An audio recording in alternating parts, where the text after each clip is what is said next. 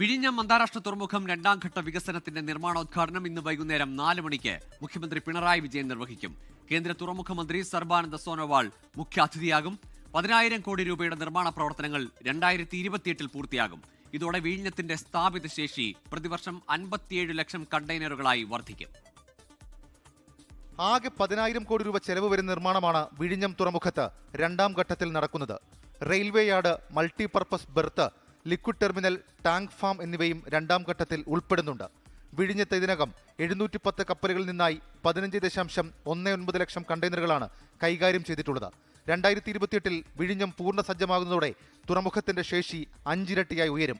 28,000 TEU വരെ ശേഷിയുള്ള ലോകത്തിലെ അടുത്ത തലമുറ കപ്പലുകളെ സ്വീകരിക്കാൻ വിഴിഞ്ഞം സജ്ജമാകും.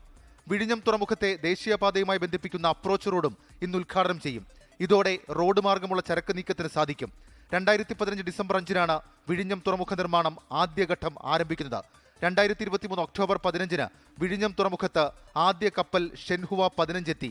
2024 ജൂലൈ 12-ന് ട്രയൽ റൺ ആരംഭിച്ചു. 2024 ഡിസംബർ 3-ന് വാണിജ്യാടിസ്ഥാനത്തിൽ ഔദ്യോഗികമായി പ്രവർത്തനം തുടങ്ങി.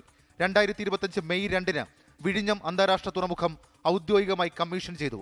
2025 ജൂൺ 9-ന് ലോകത്തിലെ ഏറ്റവും വലിയ കണ്ടെയ്നർ കപ്പലായ MSC ഐറിന വിഴിഞ്ഞത്തെത്തി.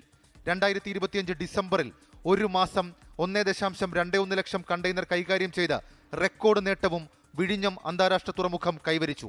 24 തിരുവനന്തപുരം. ലോകത്തെവിടെയായാലും ഏത് സമയത്തും 24 വാർത്തകളും ഓഗ്മെന്റഡ് റിയാലിറ്റി പാക്കേജുകളും എക്സ്പ്ലെയിനറുകളും വിശദമായി കാണാൻ ഞങ്ങളുടെ യൂട്യൂബ് ചാനൽ നിങ്ങൾക്ക് സബ്സ്ക്രൈബ് ചെയ്യാം.